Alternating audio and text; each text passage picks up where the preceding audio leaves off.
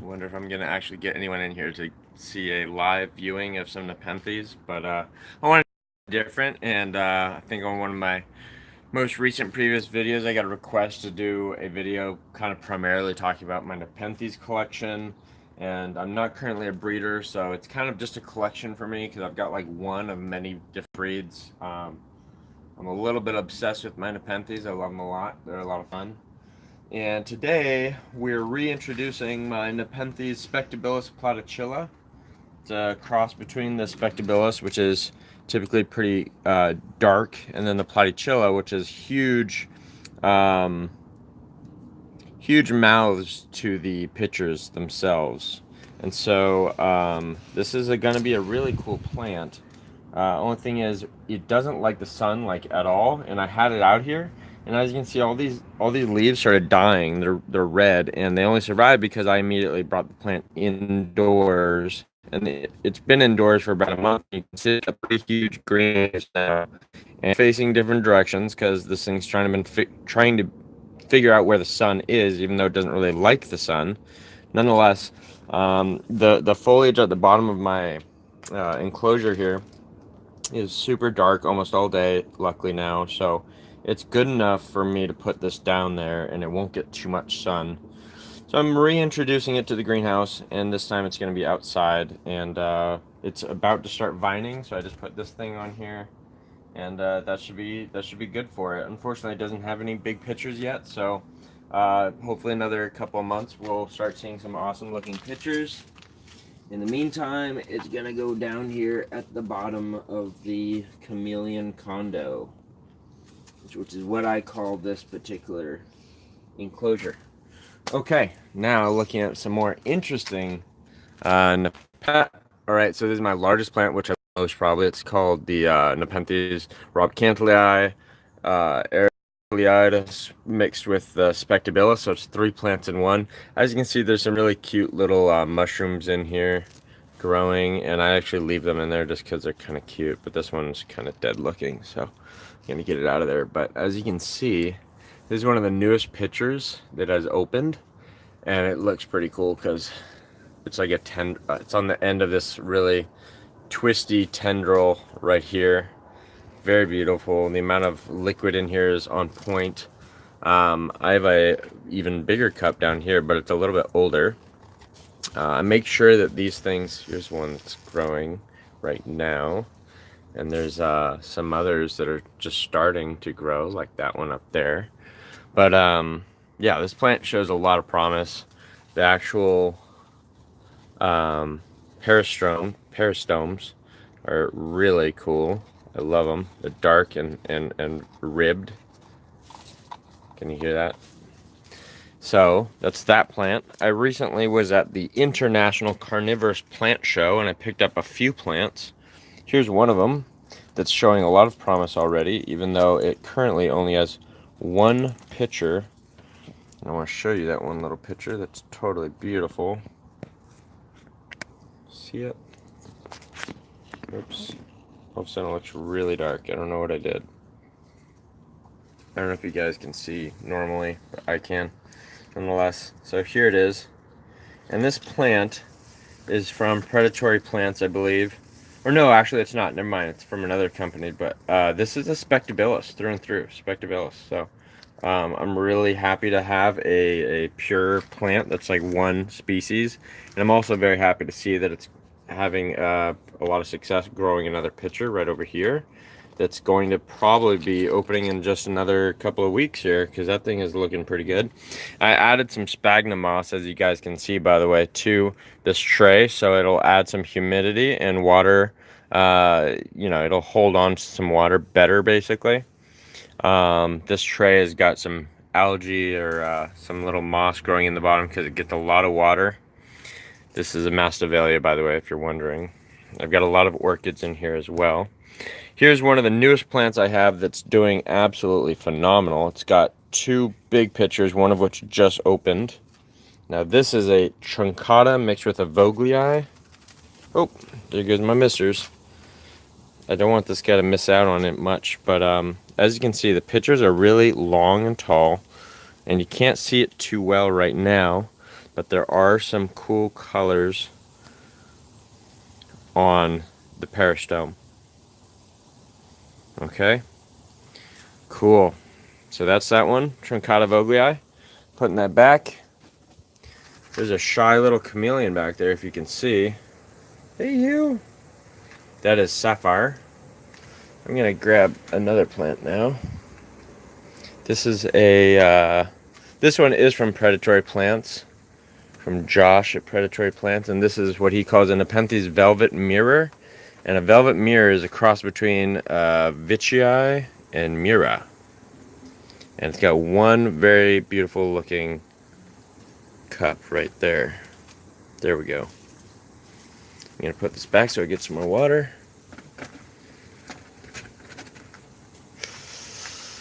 If you don't already know, I use a Mist King system, and I introduced the corner. There's 1, 2, 3, 4 nozzles in the chamber, and so with all of them going, it really drenches just about everything that's in here. And they're gonna get a really good misting right now. And let's see. I'm gonna wait for this mist to turn off. Look at that. Look at that chameleon orchid back there climbing around. This is why I got into this stuff, honestly, is to showcase beautiful chameleons on really beautiful exotic plants, tropic exotics, and who knows, someday maybe I'll have a store, or I'll help with a store that's called Tropic Exotics, because it's just a lot of fun having all these beautiful plants. And some kids I'll probably do orchid collection. As I'm starting to get, and I don't even know a lot of their names. I know basic names, but that's about it. So I'm gonna save that all for another video. All right, the mister is off, so I'm gonna show you my other 3 plants. Actually, just 2 plants that are in here, and I'll start with the smaller of the 2. It's in the back here. Really big picture of the planets, as you can see. And it's got awesome stripes in the peristome, which is what I want to see, because I love the can striped Vichii. It's like one of my favorite plants. Okay, we're good. I think you very well right now, though. So let me try to come down here so I can showcase this a little bit better. Make sure you're focusing. Okay, so this plant is, I think, a cross. Yeah, it's a cross between Mira and Spathulata. If you can see that. My cell phones, I did this with a cell phone just so I could live stream. See if anyone wanted to see this. I guess not. But you can see how beautiful some of these plants are.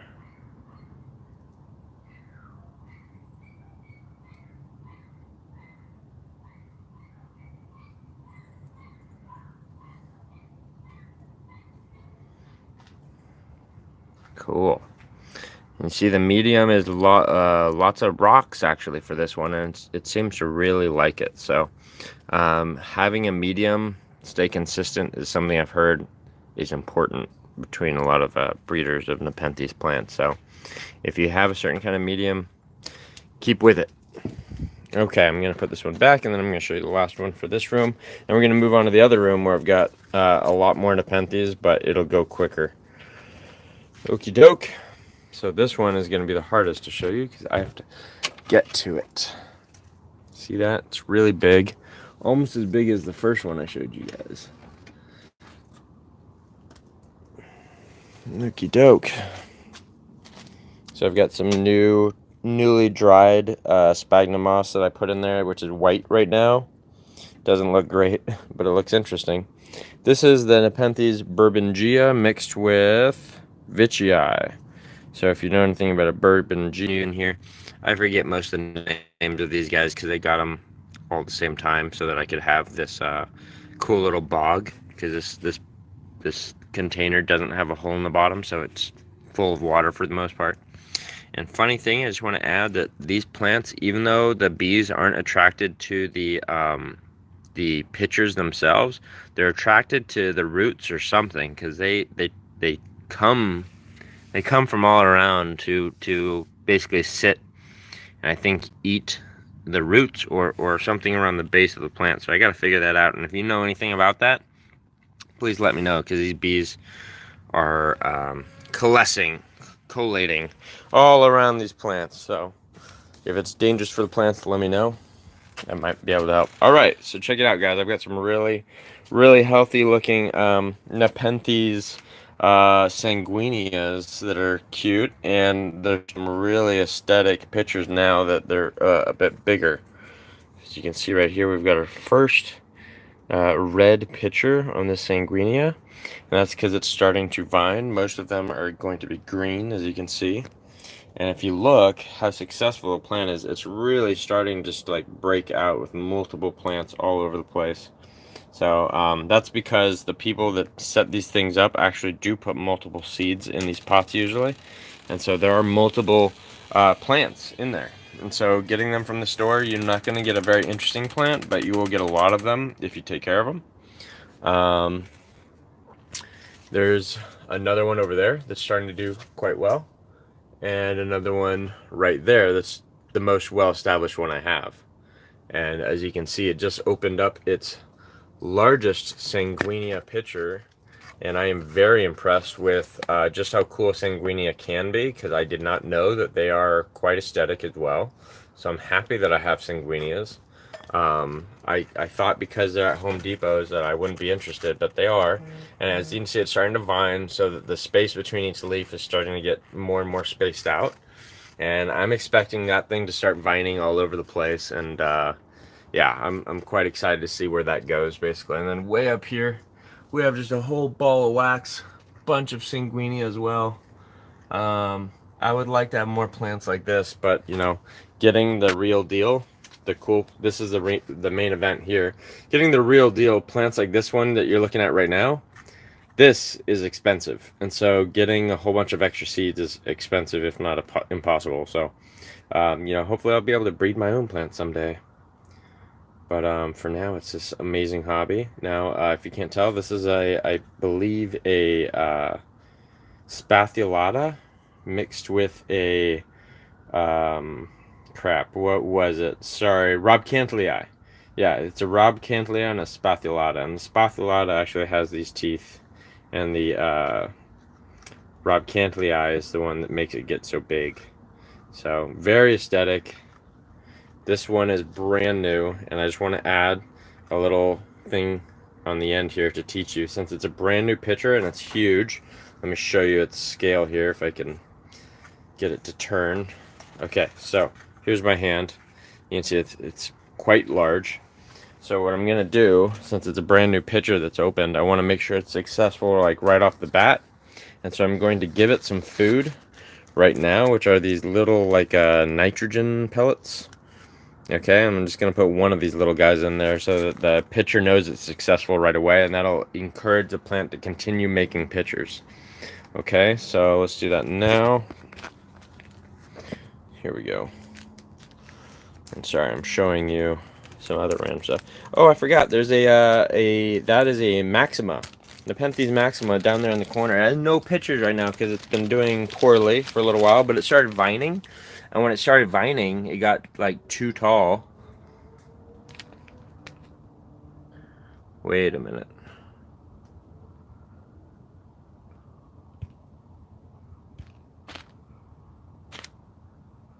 Hey, I don't know if you... Okay, cool. We're streaming again. Sorry, it was like paused for a second there. I freaked out. But here we go, guys. I'm just gonna go ahead and pop this in there in its mouth. Oh.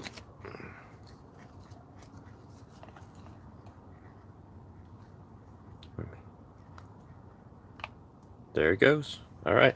It's in there, and that's going to help. As you can see, this one's already growing another pitcher. It's very prolific. It's doing amazing. This whole room is doing really cool, and not to mention I've got some cool little cacti that are vining as well now. So just this whole room is getting cooler every day, and it's becoming kind of a masterpiece. It's like what I've envisioned from the start.